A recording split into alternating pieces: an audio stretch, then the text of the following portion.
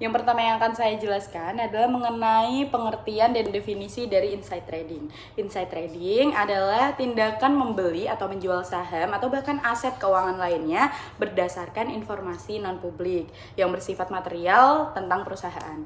Informasi ini tidak tersedia bagi publik. Inside trading juga dianggap ilegal dan merugikan karena menciptakan ketidakadilan bagi pasar modal. Elaborasinya adalah informasinya bersifat non-publik dikarenakan informasi yang tidak tersedia untuk umum seperti rencana merger, pengumuman laba rugi, atau penemuan baru yang belum diumumkan. Sedangkan informasi material adalah informasi yang dapat mempengaruhi keputusan investor dalam membeli atau menjual saham. Sedangkan insider sendiri memiliki arti individu yang memiliki akses ke informasi non-publik tersebut seperti direktur, komisaris, atau bahkan karyawan perusahaan, serta pemegang saham utama. Sedangkan tindakan ilegal yang dimaksud dari inside trading adalah melanggar hukum di banyak negara termasuk Indonesia karena memberikan keunggulan yang tidak adil pada pihak yang memiliki informasi non-publik tersebut. Sedangkan dalam Undang-Undang Nomor 8 Tahun 1995, inside trading ini dilarang karena dianggap melanggar prinsip keterbukaan dan keadilan bagi pasar. Terima kasih. 3 unsur utama insider trading menurut Undang-Undang Pasar Modal Nomor 8 Tahun 1995 dan berbagai sumber hukum di Indonesia. Yang pertama adalah orang dalam. Orang dalam adalah individu yang memiliki akses langsung ke informasi penting perusahaan sebelum informasi tersebut diumumkan ke publik.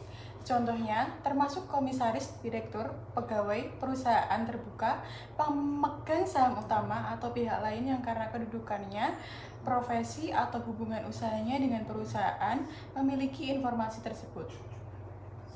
Informasi yang bersifat rahasia dan material informasi ini adalah fakta penting atau peristiwa relevan yang belum dipublikasikan dan dapat mempengaruhi pergerakan harga saham atau keputusan investasi. Informasi tersebut bisa berupa rencana merger, laporan keuangan yang belum dirilis, perubahan manajemen, dan lain-lain.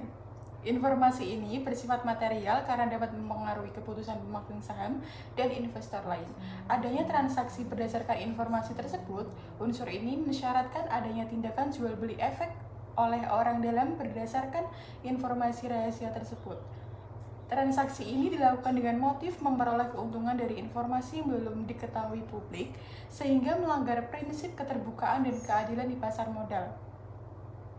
Jadi, ketiga unsur ini harus terpenuhi agar suatu tindakan dapat dikategorikan sebagai insider trading, yaitu perdagangan efek oleh orang dalam berdasarkan informasi material yang belum dipublikasikan dengan tujuan memperoleh keuntungan tidak adil. Praktik ini dilarang karena merusak integritas dan kepercayaan pasar modal.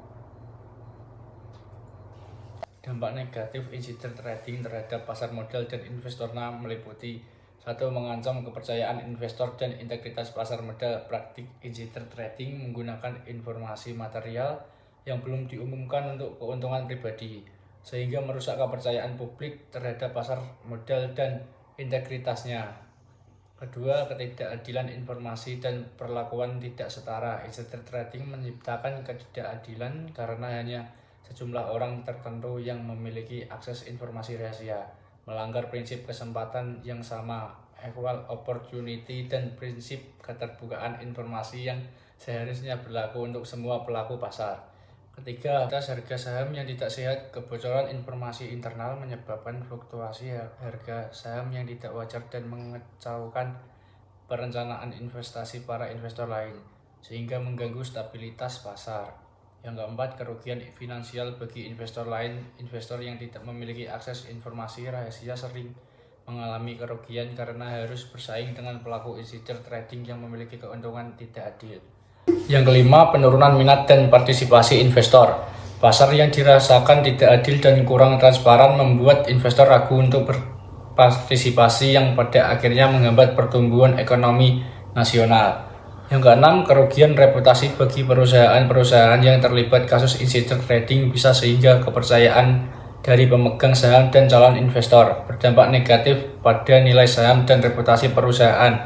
Jadi secara keseluruhan insider trading merupakan prinsip dari pasar modal yang sehat, yaitu transparansi, keadilan, dan integritas, sehingga praktik ini dilarang dan harus dicegah untuk menjadi stabilitas dan kredibilitas pasar modal. Regulasi insider trading di Indonesia. Insider trading di Indonesia diatur secara tegas dalam Undang-Undang Nomor 8 Tahun 1995 tentang Pasar Modal serta peraturan pelaksanaannya, termasuk Peraturan OJK Nomor 11 POJK titik 04 2017 tentang transaksi efek oleh orang dalam.